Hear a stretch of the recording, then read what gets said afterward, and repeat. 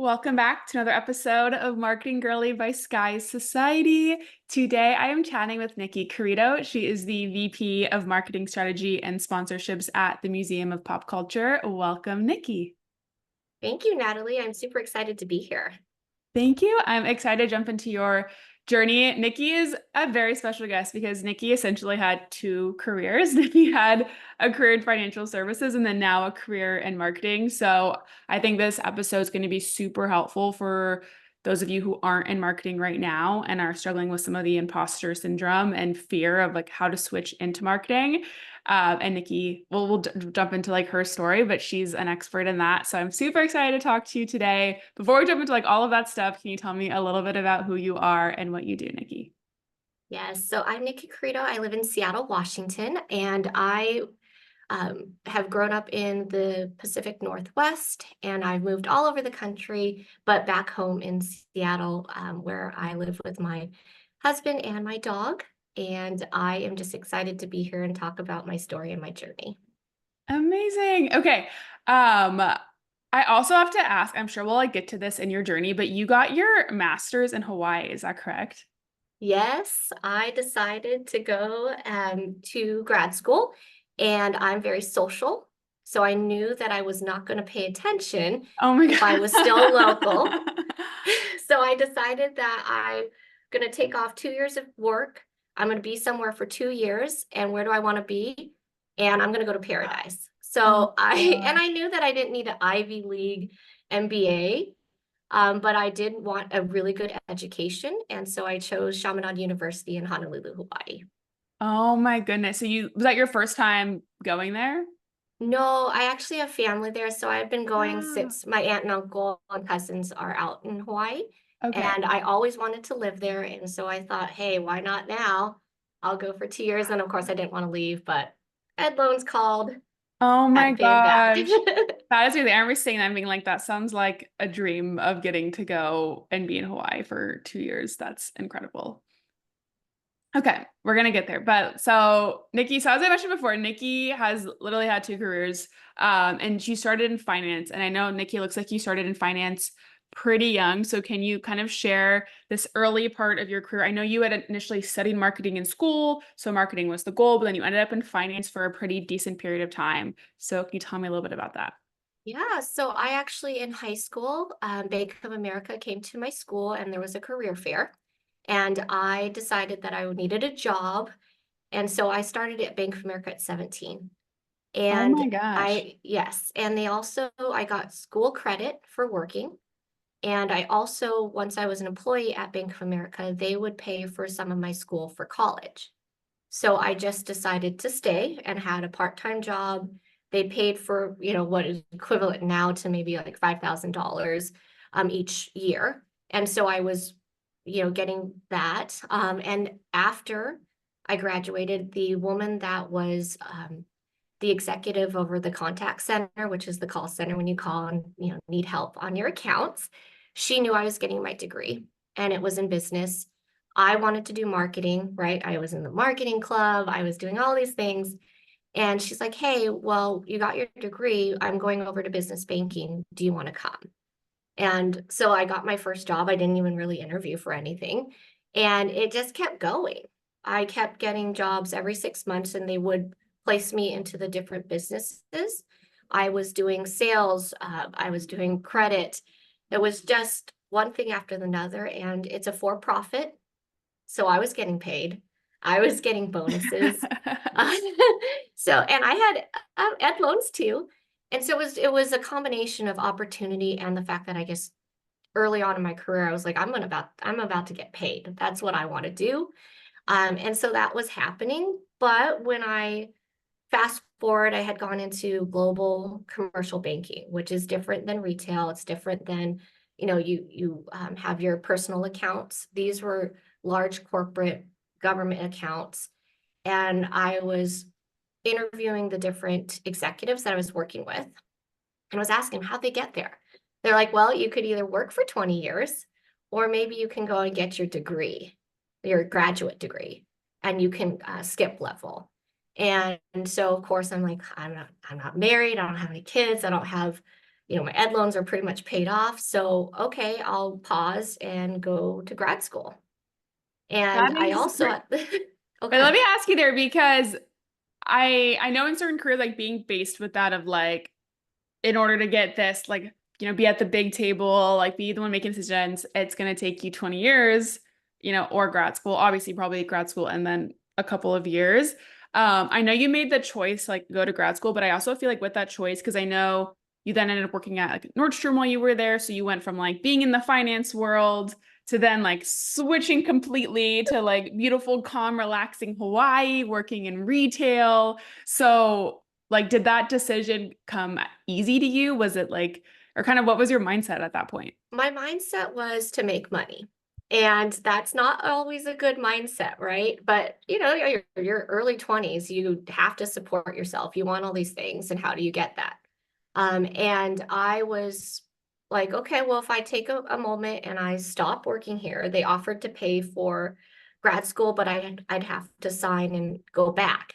I didn't Okay. want to have any strings attached. I didn't know what I was going to do with my life after. I knew I was, and so I fully intended to go to grad school. I knew I didn't need that Ivy League, which is, some places you do.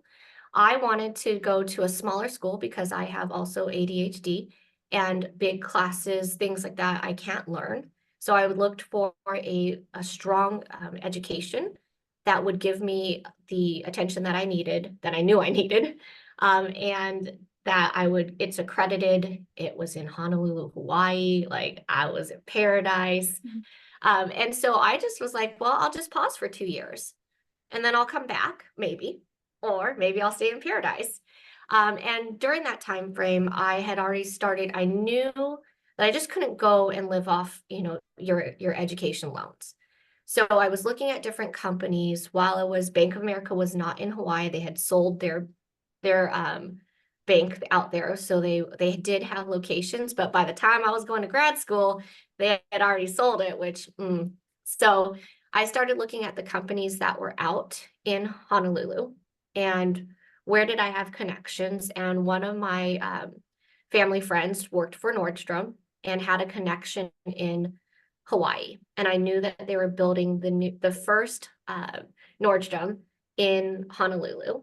And so I applied to be the store admin. So I wasn't even in retail. I actually was Um, running running the business, Oh my which is gosh. not also, I would not suggest it for anyone to have that kind of role while going to grad school. Yeah, I can Um, imagine that was a lot. I also like I'm obsessed with Nordstrom. I love their return policy. They just had their semi-annual sale. I love Nordstrom. So I can imagine working there also to be maybe a little bit fun.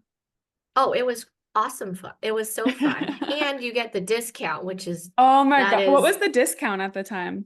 well, because of my role, I got 33% off. Oh my God. And that's off Yeah, but not everything. everyone. I think it's like 20%, but Oh it's my anywhere from gosh. 20 to 33%. So of course, was I making real money? No, I was spending Yes, I it would be doing while I exactly the was same. so that's also not something I would suggest you do, but it was really fun, and learning retail and how retail worked, and like how the business itself worked. And that did play in from going from, working for Bank of America to another large corporate, because they're two very large businesses. There is processes that you can follow, but understanding how they made money and how it worked out. So that kind of went back to my business degree. Um, and I was just doing it to make sure I had some insurance and I had some money coming in, but then I was spending it. So that wasn't, kind of went against it. But I actually, while I was there, so my first quarter in grad school, not good. And my marketing professor pulled me aside and asked me, like, hey, what else are you doing outside of grad school? Because you're about to get a B in my class in marketing in grad school. Yeah, well, B is You're not gonna bad. I thought you were going to tell me that you were going to Not fail in this grad class or school. something. That is yeah. So it's Really? not actually really good. No, it's not.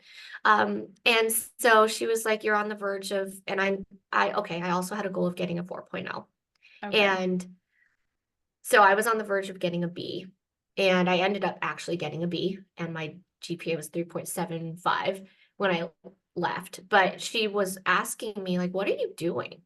I was like, well, I'm opening up a store at Nordstrom. I'm there, blah, blah. She's like, you came to Hawaii for what? And I said, my grad school. And she's like, that's not what you're doing right now. And she said, I actually think you'd be really good if you possibly looked into having a job here at the university. And there is a position open in career services that I think you might want to look into. And they pay for your education as an employee. So, because she knew I was working to make sure, like, I have some Yeah, yeah, yeah, income, yeah, yeah. all of that. And she's like, you get an employee benefit, which goes to your tuition. You also get insurance if you're a full-time employee, and you'd be on campus already. So you're not going back and forth. You're not working these crazy hours. So I applied, interviewed, and I spent the rest of my time at career services at Chaminade University, where I made so many friends. The dean of students there is one of my really good friends and mentors. And that was a long time ago. So that's what I did out there. And then my mom, 2 years comes around, graduating. She asked me, so what are you going to do? You coming home, or you got over $100,000 in ed loans? What are you going to do? So I left paradise and went home back to Seattle. So, So is this and when did the like switch here? So I know you chose not to, because you could have had your education paid for by committing to yeah, go back to Bank of America. So that's yes, also like a bold choice, but like actually no, I want to like have free, I want to have free will. I want to be able to pick where I want to go after this. So at what point is this kind of the point where you started to switch over to say like, hey, maybe marketing is where I want to be, or did you kind of jump back into finance for a little bit? I came out during it was right when the like the economy was coming back out.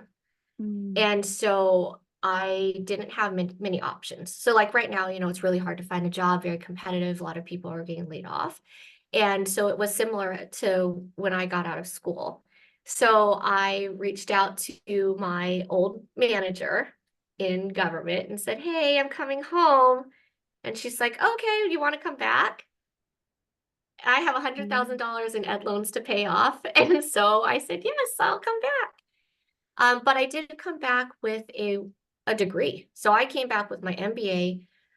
I switched it. Like I did a lot of finance classes and marketing while I was in grad school. So it was kind of helpful because I got both. And then I was chosen when I came back to be in this elite MBA program for global commercial banking.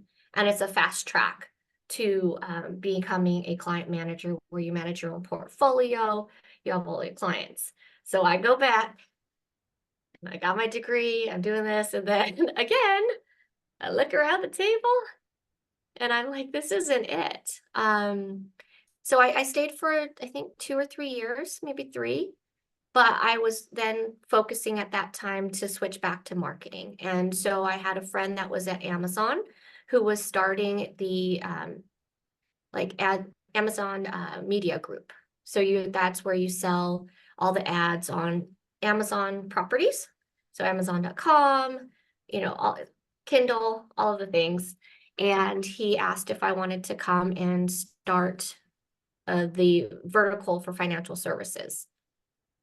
Yeah. Okay. And so, So let me ask you here, Nikki, because you have this amazing time in Hawaii, you come back, the economy's not great, so you go back to the safe place, right? Where you can make some money. yep, You go back into finance for a couple of years, you make good money, and then you decide to switch into marketing. So it sounds like we'll get into this like career shift for you, and it sounds like this sure. first opportunity came from like a recommendation from a friend. But what was your what were you thinking in your head at that point? Was it like, oh crap, like I realize this is not the path for me. Like, what do I even do? Were you scared? Were you calm? Like, how did this like switch in your head kind of come about? And like, Well, what it was was your always, strategy?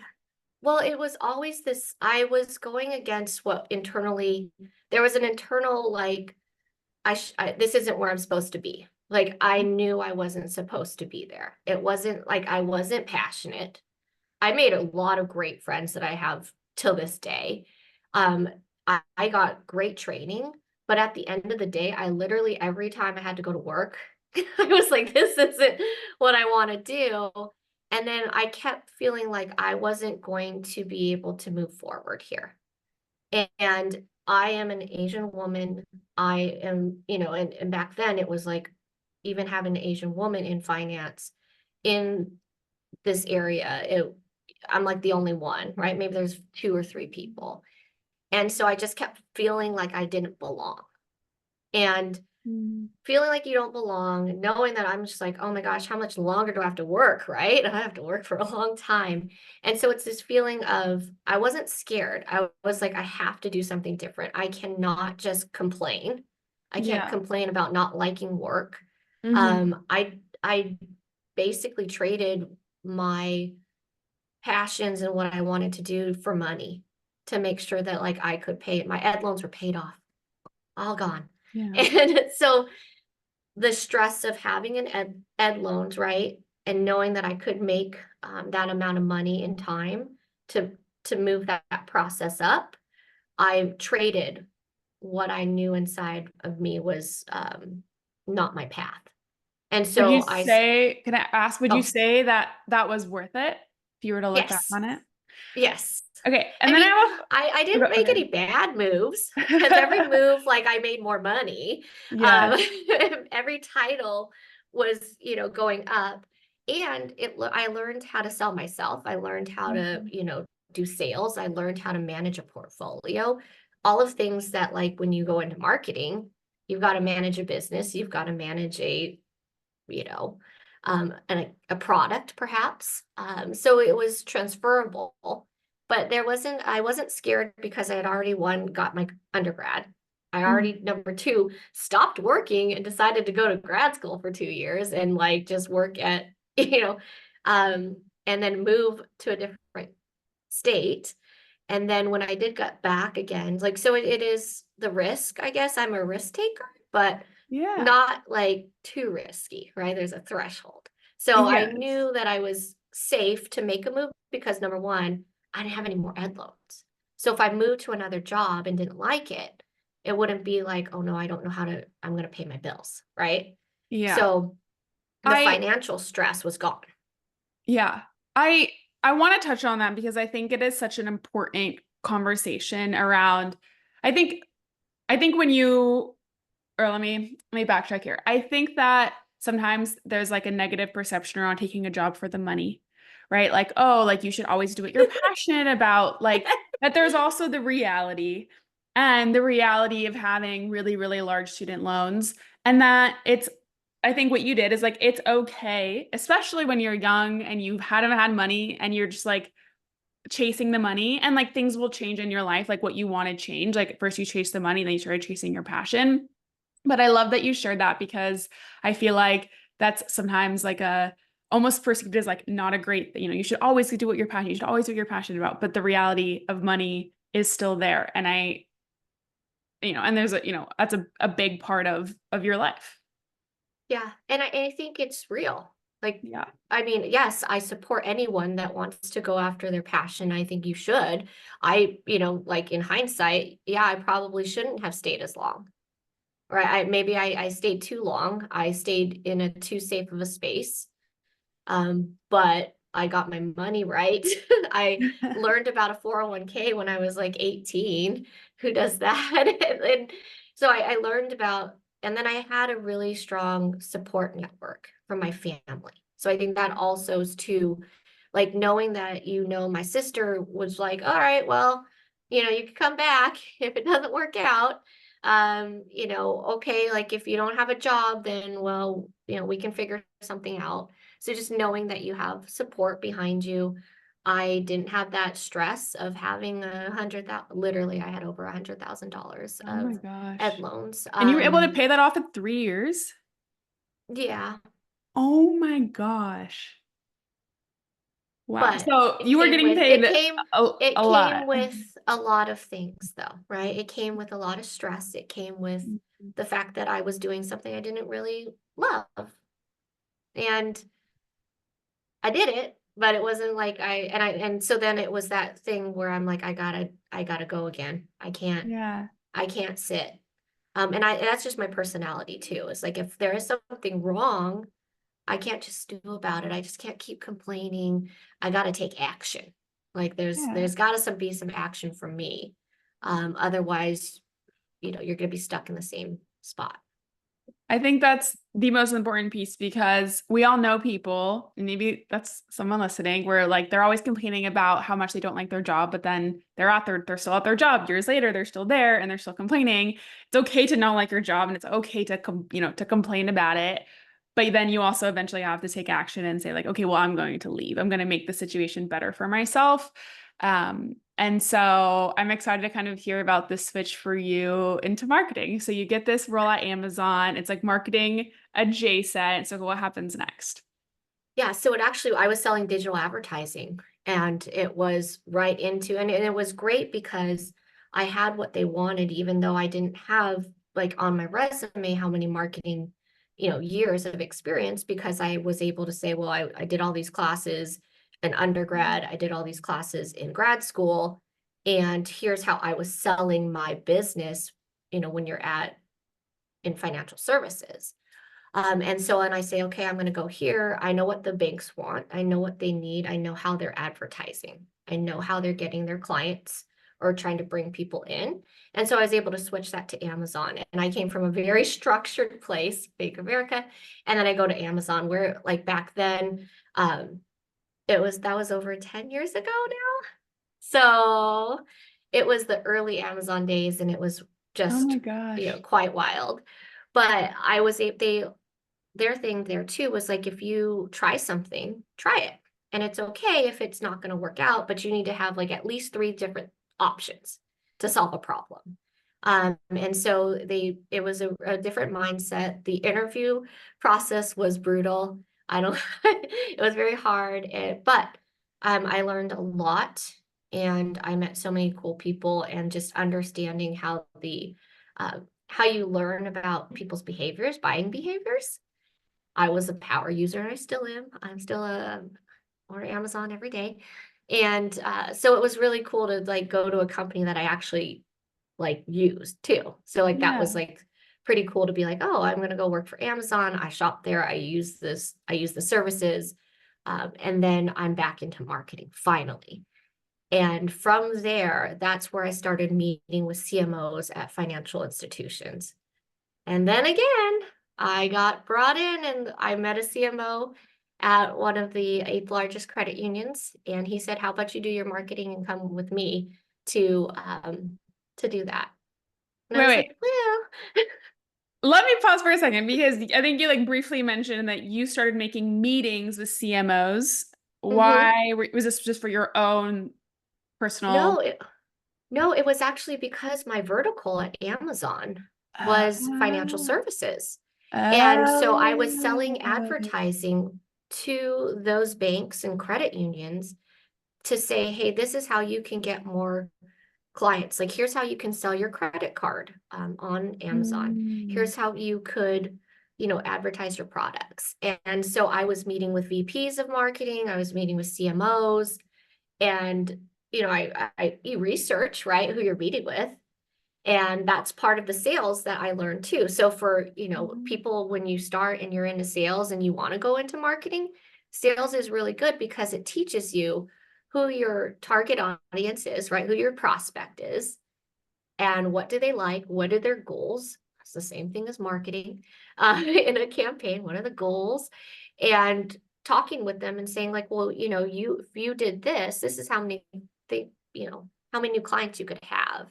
And then I was drawn back in to financial services, but I was then now in a marketing capacity. And that, again, I was like, it's not bad. And then and I did every single marketing job that you could do, which was nice. Like I was able to, be a marketing manager. I did events. I did PR. I did social. I did business development marketing. Uh, so I did all the roles and then I started managing, you know, the teams and stuff. And so, but I was in financial services again. Okay. We're like, but you're inching towards the goal, right? You're making I'm ways, you're making making progress. steps. I'm Yes, making progress, which is, I exactly. think, the key thing here for people as you're looking at your career. It's not straight. Mine was windy. I had pit stops. I had to back up. I took jobs because of what was happening in my life too. So it's okay, if there's something happening within your life that you need to do something different, take less of a role. I always have a threshold of how much I will not go under for my salary, but and I put that in for myself to know how much money I need to make to survive, and I just kind of went with it, and so And it worked out. And I want to ask you a little bit deeper here because sure. you seamlessly or you appearingly or you it looks like you like seamlessly made this transition from finance to marketing. It was like, well, I was working in finance and then I had a friend that had this role and then I just met this person and then I got a marketing role. But I know there's like more that goes into it. And I know you mentioned selling yourself as like a part of it as well. But for someone who's like, I don't know if I have connections right now where I can just like go get my foot in the door in marketing and Yeah, they maybe have years of experience in another industry and they're trying to switch into marketing. What advice would you give to them? I would advise like start looking at your network and asking whoever, because there's a marketing team in every organization. And there's an agency somewhere in, any place you're at. And so when I started talking about what I wanted to do, I wanted to get back into marketing. So when I would speak or I would go to, the networking, um, my friends would invite me to networking events. I know networking's not always fun, but that's where you can start talking to people. And I'm pretty friendly. And I'm like, I knew exactly that I knew I needed to get into marketing. But, how do I get into it? So I started talking to my friends and making it known that I wanted to be in marketing. And so I'd be like, oh, well, do you know anyone? And because if you're a really good person, right? You're a good person, you've got your degree, you've got, some experience, you're already kind of a step in, right? Then they trust you. Oh yeah, I've known her for so many years.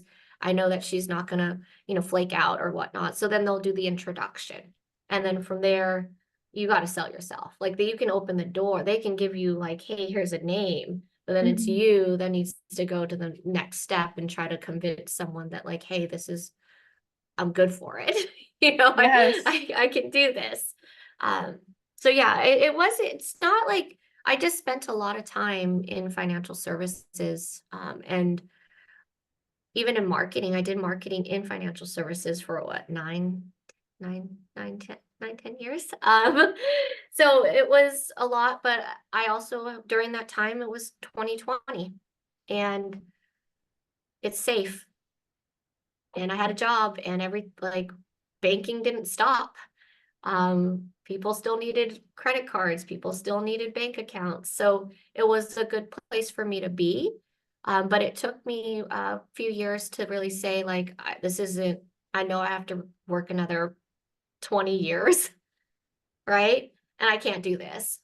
Yeah. I, and again, internally, was like, this isn't it. This isn't it. But I had to wait to make sure I could get another role. And so I invested myself to say, okay, you're going to transition out of financial services. You are not going back. I told my friends to, I to say, no, you are not going back.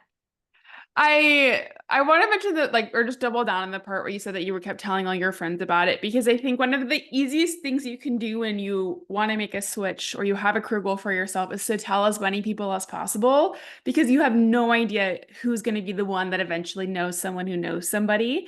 And I feel like sometimes we have these goals, but we don't want to tell anybody because we're afraid, well, if I don't hit this goal, like then if I tell people, like you like overthink it, but the best thing you could do, like you said you were doing, is like I just told everybody, you told your friends to keep you accountable, but you just made it known. And you may not know exactly who that person is going to be that's going to open the door for you, but the more people you tell, the greater of a chance you have that happening. And if you don't tell anybody, then no one can help you because no one knows that you need help. Yes. And you tell the right people, right? You know that you can talk to this person because, well, may have a different insight than you would. And, I think telling it, and I think that's too how I've gotten my different roles. Mhm. I've said what I wanted to do, and the leaders that I've had have listened and said, okay, these are the things that you need to do. And I've always asked, what do I need to do to get to the next level? And I need to understand what that is and set myself up for different the route. I love that. The other thing I wanted to ask you is you keep mentioning kind of how you're good at selling yourself. And so I'm wondering if you have any advice there when it comes to selling yourself to somebody like, okay, your friend opens the door, you get the conversation with somebody. What is the best thing you can do in that situation to sell yourself? Well, I always okay, it sounds you have to be prepared. Like, so one thing about me is I'm always prepared. So you need to have your and you learn this in business and you're thinking, oh, it's kind of corny. Why are they even telling me this? But you need to have your high level pitch of who you are, what do you do, and what do you want. Because a lot of the executives or folks that you're meeting with that are in the higher level, they don't have a lot of time, right? And they need to know that if they're going to spend time with you, that you're going to make it, it's going to be structured. So I would always say, okay, here's my pitch. It was like 3 minutes, right? Less than 3 minutes. And then I would say, like, I would always, before I met that person, or I knew like, oh, you're at Nordstrom, right? Oh, what part? And so like, Mhm. and now it's easier once you have someone's name, you can go look on the Yeah, a internet, little you bit of can go on stalking. LinkedIn. Back when I was doing things, it was not that way. And so it's harder to figure out who you're meeting with and what they're about. And so now it's just even easier. Yeah. Um, to figure it out. But so I always have that little 2 to 3 minute pitch. What do you want? And then asking them what they need or what they're interested in. And so that is So that's part of kind your of, pitch is asking them what they want and what they're interested in. mhm, I love that because most people think that what they need to do is just talk about themselves, but you're kind no, of flipping it because you're trying to ask about them, and that's going to help you better sell yourself when you understand what they're actually yes. looking for. Yes, and that's also part of the sales, right? So when you are Yes. selling to another company, you want to learn about their business. You Okay. want them to tell you all about it. You're not the one talking, you're the one listening, and then then you go in. And so that's also something that I learned from the sales side, Yes. right? You want to know you're not the hero, they are, right? Your client is the one that needs to be highlighted and the hero of the story. And it's the same in the interview. I love that. I think most people don't think that way. So if you're listening, I think that's like a super incredible piece of advice because most, especially young people, are likely not doing that when they're selling themselves in interviews. And when I was doing interviews in my earlier career, I would have a list of like 5 to 10 to ask a question, because the worst thing you do at the end of an interview is saying, "Oh, I don't have any questions." Right? Like that Yes. the I remember doing that in right. my first interview. Right, well, I did too, and then I was like, "Oh, that was not a good idea." Um, so then I started, I had a whole list, and then as you're interviewing more, right, it becomes more natural, and you have maybe your question that you really like. Or now because you are able to do more research about people you're meeting with, you can, insert that in a little bit more. So I know you mentioned that you had some friends that were helpful with you making this career switch. I know you kind of touched on that you had built these like incredible relationships for yourself in this early part in your career and then going into marketing. Can you speak a little bit to your experience having female leaders that supported you throughout your career? Because I know when you mentioned when you first started in finance, a lot of people in leadership were older men, and sometimes they're not going to be the ones that can give you the best advice because they can relate to your situation. So, do you have any experience with other women supporting you throughout your career and any like tips for being able to find that support or give that support for other women? Yeah. So what I would say is obviously if you're you're just graduated, you maybe keep your contacts from grad school or undergraduate that you were in class with. I literally made it a point to find people that I really enjoyed, right? You don't want to spend, you have one life, and you gotta figure out who you're gonna spend your time with. And so I found those folks. I still have friends from my undergrad and grad school. And so those are my key people that, have experienced school with me. They've also have experienced, their backgrounds are different of the companies that they're in. And so I have had, 4 or 5 people that I can talk to. But what I did when I started at Bank of America is I looked at their affinity groups to see what groups were out Mm. there, and they were ahead of the game. Right now, it's kind of like DEIA is kind of, oh, now since 2020, people are now into it. But Bank of America had all of these affinity groups. There was a women's group. So I actually signed up for it. And then I would go to those events they would host. And I found and then of course, I was really lucky to have a woman that was in an executive leadership role in the contact center. And so I kept in contact with her. And I just kind of, as I went to the different departments, I sought out women like to start having conversations with. And I'd say, hey, would you be, my mentor? Hey, could you, mentor me in this? Most people, like when someone asks you to be a mentor, they're like, ooh, someone's interested in me. But I went out and tried to make those contacts specifically. I didn't sit back and wait for it to happen. I was Yeah. out there looking. And I think that's helped me a lot. I think Mhm. now, as I've been moving through the different companies, I've picked up, different people along the way that have been really helpful for me in my career. I love that. And so it's really looking out for those people. Yeah. The I remember say I remember my first like real job. I didn't have any friends at the beginning because I had like expectable like I'm new. So everybody like must come up to me and like must like want to talk to me. And like there was like a long period of time where I didn't really know a lot of people or have a lot of friends until I really like, okay, I shouldn't just like sit here and wait for everybody to like come talk to me and network with me. And once I started like initiating relationships and initiating, that's when everything changed. And I also love how you would literally go up to certain women and be like, will you be my mentor? I feel like so many of us would be afraid to do that because we're like, there's no way they're going to say yes. But the reality is, so few people are asking them that because most people are afraid. And it is probably the most flattering thing for you asking someone to be their mentor. Yeah. And then when you do get them to say yes, then you follow up with that and say, okay, I'm going to go look at your calendar. I'm going to, how about 30 minutes? We can do Mhm. coffee or whatever. And these are my time, like these are the 3 things I want to cover. So then Yeah. that way it's not like oh, we're just having coffee, which is fine. You can do that too.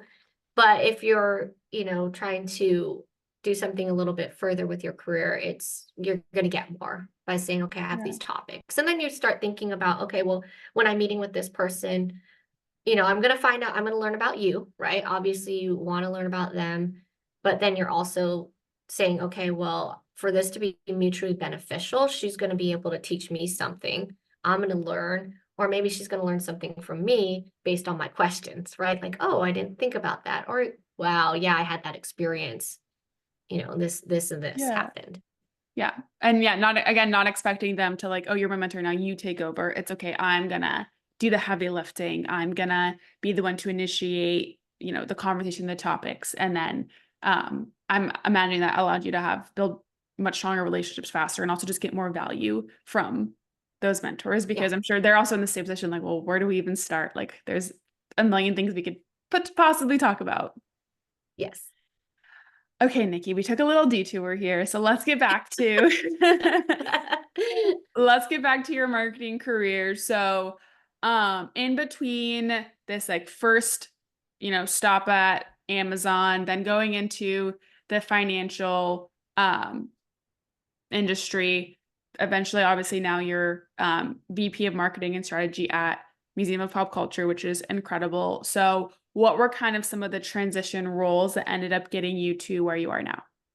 So, all of the roles that I had in marketing, I was able to actually say I did. And also, I got into leadership roles and I was able to manage those different teams. So, I managed a creative team. I'm not a designer. I managed PR. I I wrote copy. I wrote emails.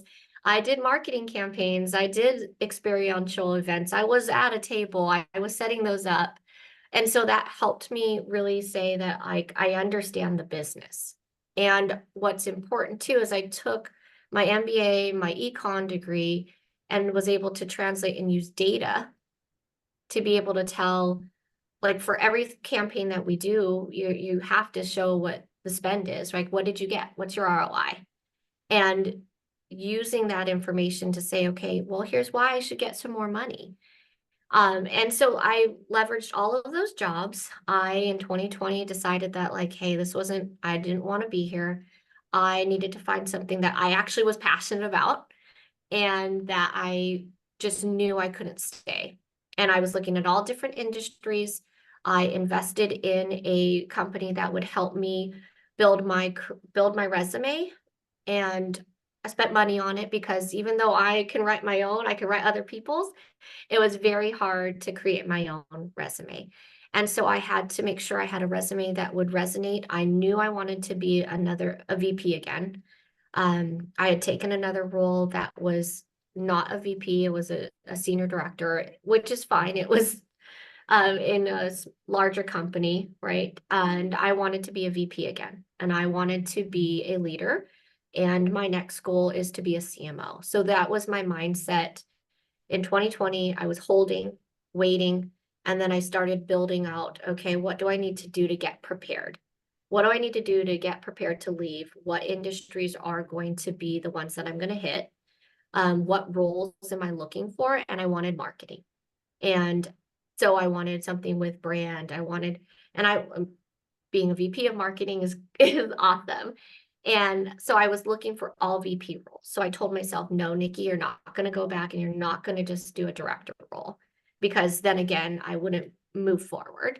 I made sure my finances were okay, whether I would go nonprofit or for profit, that I knew that I would be okay if I took a job that was maybe less than what I was making, just to get into that industry.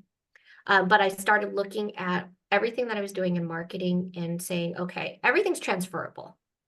A marketing campaign is the same thing for a credit card versus I'm selling right now a ticket to come to the museum. And so it's all transferable. I started looking at, different things. And at the job I had, we were sponsoring different companies, right? So we give money out. And um, MoPop, Museum of Pop Culture, was one that I had started sponsoring in marketing in like 2017, 2018. And so I was watching what they were doing, because you have to look at what your investments are doing, right? Like, where's your money going? What are they doing?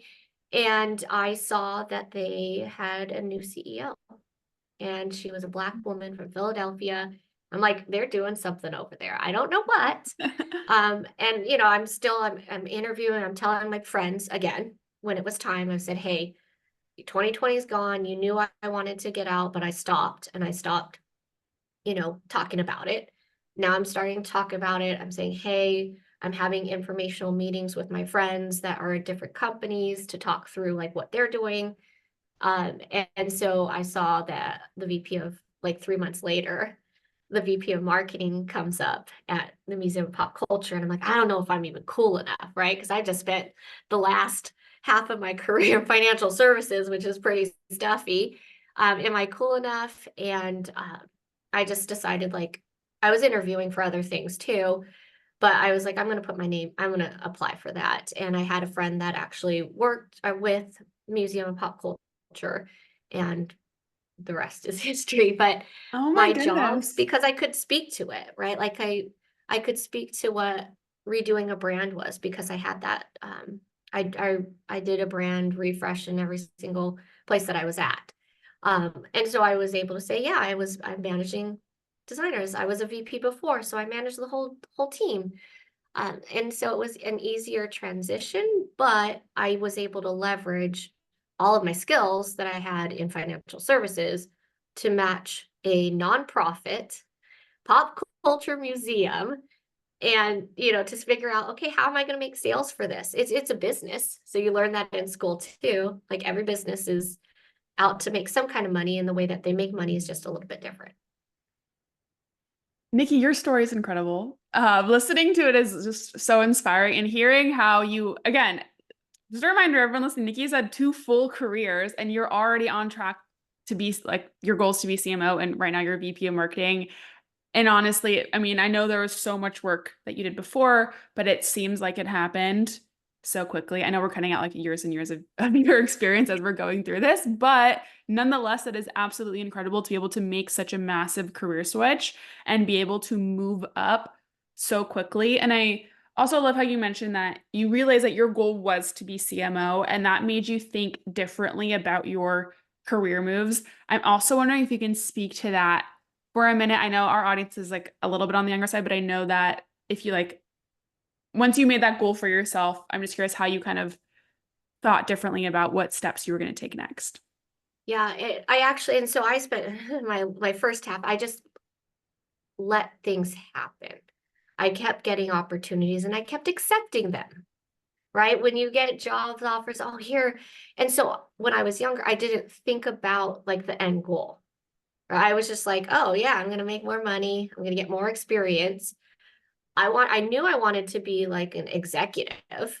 I didn't know what position I wanted to be, but I knew I wanted to be in charge. I knew I wanted to like have that leadership presence, but I just kept accepting like roles because it was like, oh, cool. I didn't have to apply for that. Oh, okay. So that's the mindset switch too. Once I started to say like, I can't keep doing this. Like I'm Yeah. time's passing by. And so that was my downfall, right? I think like to just let things happen, to just accept those jobs. They were awesome opportunities, but I wasn't setting my own path.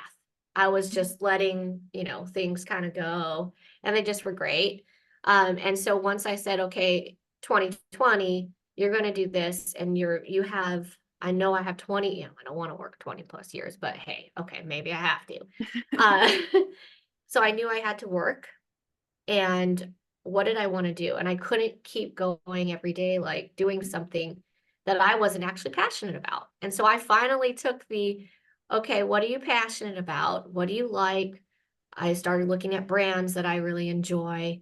I love music. I love Tupac, right? I love all these things.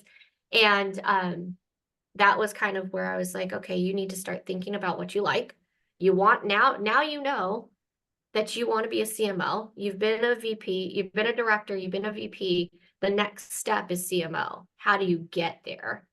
And I needed to get there to an industry and a place that you actually like and Yeah. that you actually, resonate with.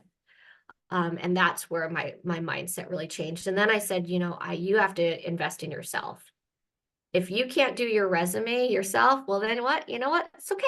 I'm going to take some money out and I'm going to pay someone to help me. And that's okay. It's okay to use Chat GPT if you need a little extra help, right? But you obviously need to know what you're talking about. But it's okay to spend money on yourself. I didn't have any friends that could help me do the resume in the way I wanted it. And that resume also helped me start thinking about how do you get into these VP roles? How do you interview for them?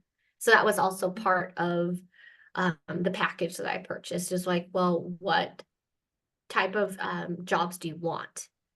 And so then it started making me actually articulate the roles that I was looking for.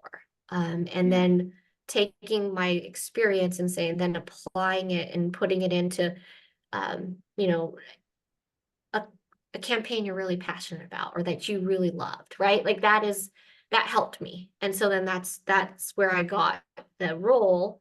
And then now I'm VP. My first meeting with my the CEO, she asked me what I wanted to do. She was like, I know this isn't your last stop. And I said, I want to be CMO. And so now we're taking the steps to she's investing in me. And I have an executive coach, which is super cool. Oh my And gosh. yeah, so like it's like I haven't had this much support, I guess, in my career from a company. I thought I had great stuff until I got here and I was like, whoa, someone actually sees what I want to do and is willing to invest the time and just help me move through the process, because there is a big gap. Like there is things that you need to know and experience you need to have in order to get to that C-suite level. Yeah. But I basically told her, I was like, hey, I don't want to be CEO. I'm okay. But I'd like to really keep my journey going forward. And that kind of goes into what we talked about earlier of just telling people what you want and being upfront about it. And then like you got here, you got to get that incredible support and you got to have, your CEO behind you and really giving you what you needed. And she couldn't have done that if you weren't honest with Yeah, if her. I didn't tell her, right? Like if Yeah. I didn't tell her, and then I was like, well, what do I have to lose? Right? She could Yeah. just say, okay, well, that's cool. Glad you know what you want. But I mean, if you don't, another saying that I like kind of live by is like a closed mouth doesn't get fed, Doesn't get fed. right? I So love if that. you're not saying what you want and you're just, no one can read your mind. So Hmm. you have to, assert yourself, I think, and say, okay, this is what I want. And then start doing things to get yourself there. If you don't And make progress. Yeah. And I was going to say you kind of making the point about how you invested in getting, resume help, or now you have an executive coach, and that I feel like sometimes we think, or like, for example, like as a business owner, you may think, oh, I'm going to invest in this, this thing for my business. It's going to help me make more money, but we don't often think about that as yourself, right? Like just like Mhm. anything else in life, like what you put love into and money, sometimes money into and effort, like you will see more from. And that we sometimes forget that we can do that with ourselves and we can do that with your resume. You can do that with getting it like, I know there's career coaches, there's executive coaches, and that it may seem like, oh, well, do I need to spend money? Are other people spending money on this? Or like, is it even worth it? But yeah, just like I said, like if it's a business, you put money into it, you're expected to get something out, and it's okay to do that on yourself as well. Yeah, it is. And I mean, it took me, a long time to even think about it. I was like, oh man, I should have gotten an executive coach a long time ago. But yeah, it's just been a really amazing experience, and knowing, that I have a supportive boss, and she's a woman and she's a BIPOC, and having that representation is really great. And that's kind of also something that I was searching for too in my past. Like I was looking for this, Yeah. and it happened. And things happen for a reason is how I also think too. And so it was my time now. And it's been pretty awesome to talk about the different, from going from, banking products, checking Mhm. savings to, we're going to have a hip hop history month, event, and we're going to award Sir Mix-a-Lot a hometown hero award. Like it was like night and day. So it's just been an amazing experience for me and fun. Yes, it does sound so fun. I can see you lighting up about your new role, which I absolutely love to see. Is there, as we wrap up, I feel like we've talked about so much amazing things this episode and so many new things I have not done in an episode before, which I love. This has been so fun. Looking back, Nikki, at Nikki that was in finance and that, left marketing and anything like that. I know that you believe, everything happens for a reason. So maybe you wouldn't change anything. But is there any advice that you would give to younger Nikki or someone else who's younger and who's in an industry that they don't want to be in and not passionate about and is trying to make that switch? Well, make your own agenda, because if you don't, someone else will make it for you. As I experienced, I let someone else pave my way because I just kept going after, oh yes. So I think that's one. And then two, to really make sure that when you know what you want, don't be afraid to say it. And it's okay if it's not going to happen right away, but at least you've had that intent and you said what you wanted. Don't be afraid. And then I think two is like, don't be afraid to try a new job. It's okay. You don't have to stay in one role for 5 years. Every role that you do take something from it. You're learning. I say you're just adding it to your toolbox. Just add it in. It may come in handy later. I picked up a lot of things along my way, and I think that would be some advice that I would give to I my love younger self. love that. Well, Nikki, thank you so much for coming on Marketing Girly and for sharing your journey. As I said before, it's so impressive. It's so inspiring. So I appreciate you spending some time with me today and walking us through your story. Thank you for having me. Appreciate it.